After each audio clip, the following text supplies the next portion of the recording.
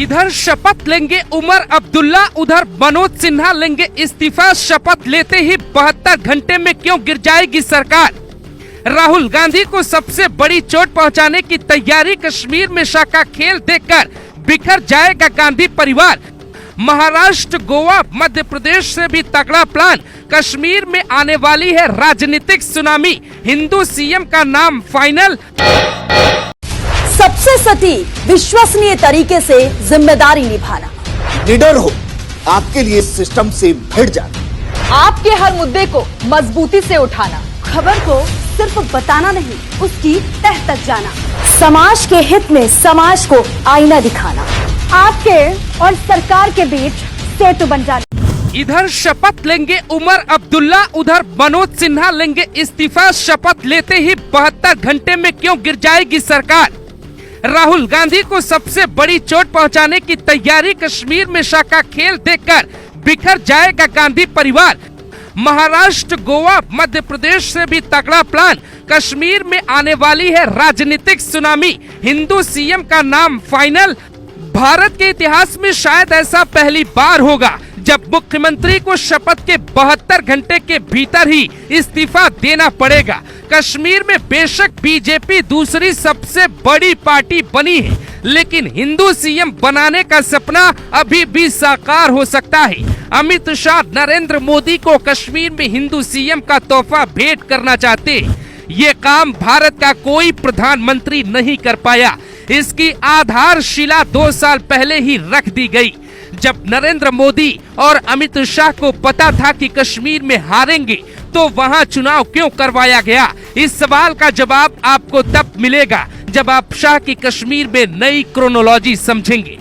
जब महाराष्ट्र में साल 1980 में अब्दुल रहमान अंतुले 2 साल के लिए मुख्यमंत्री बन सकते हैं, तो फिर कश्मीर में कोई गदाधारी नेता सीएम क्यों नहीं बन सकता? तो सबसे पहले आपको समझाते हैं कश्मीर में शाह का मैजिक कौन सा है जो राजनीतिक मिथक के सारे रिकॉर्ड तोड़ देगा। कश्मीर में कैसे हिंदू सीएम बना सकती है बीजेपी? जम्मू कश्मीर में किसी भी पार्टी को पूर्ण बहुमत नहीं मिला। सबसे ज्यादा 42 सीटें नेशनल कॉन्फ्रेंस को मिली है, यानी पूर्ण बहुमत से 4 सीटें कम है।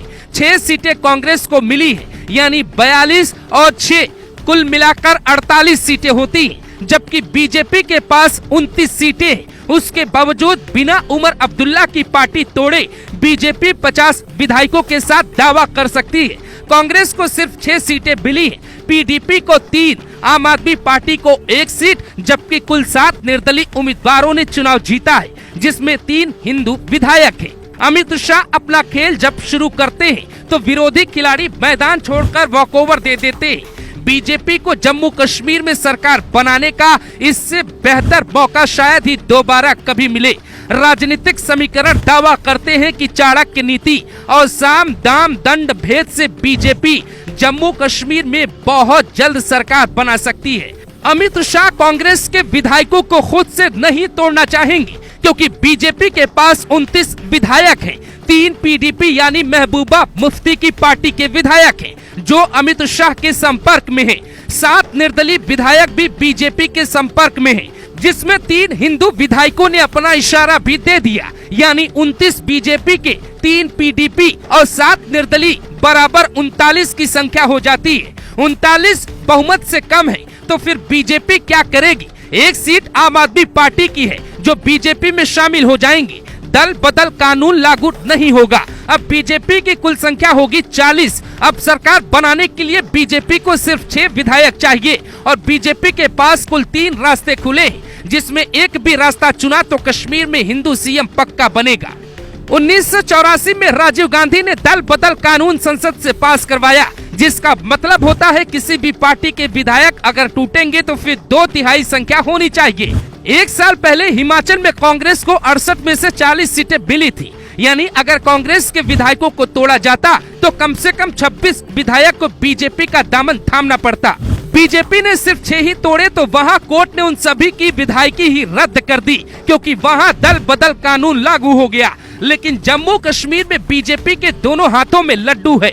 जम्मू कश्मीर में 6 विधायक कांग्रेस के हैं, यानी कांग्रेस के 6 विधायक अगर बीजेपी में शामिल हो जाते हैं तो फिर बीजेपी की संख्या होगी 46 और नेशनल कॉन्फ्रेंस की संख्या होगी 42। शपथ लेने के बाद विश्वास प्रस्ताव के दौरान इस खेल की पूरी संभावनाएं हैं। अमित शाह का पूरा फोकस हरियाणा के शपथ में नहीं बल्कि जम्मू कश्मीर में सरकार बनाने की तरफ है। उमर अब्दुल्ला के पिता फारूक अब्दुल्ला इस डर को समझकर बार बार दावा कर रहे हैं कि कश्मीर के निर्दलीय उनके साथ है, जबकि चर्चा ये है कि सारे निर्दलियों को बीजेपी ने ही फंड देकर चुनाव लड़वाया था। भारत के इतिहास में कश्मीर हमेशा भारत से अलग दिखाया गया। साल 1965 तक वहां के मुख्यमंत्री को प्रधानमंत्री कहा जाता। 2019 में बीजेपी ने 370 हटाया, जम्मू कश्मीर में भारत का संविधान लागू करवाया और कश्मीर का संविधान हटाया। केंद्र शासित राज्य बनाकर कंट्रोल मोदी ने अपने हाथों में लिया। वहां बीजेपी के नेता मनोज सिन्हा राज्यपाल हैं।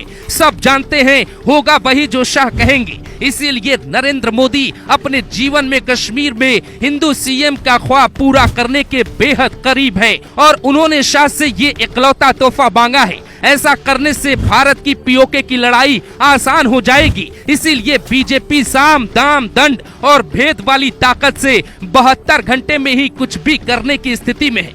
इस खबर में फिलहाल इतना ही, लेकिन आपको एक खबर अच्छी लगी तो इस खबर को लाइक कीजिए और चैनल को फ्री में सब्सक्राइब करना बिल्कुल मत भूलिए।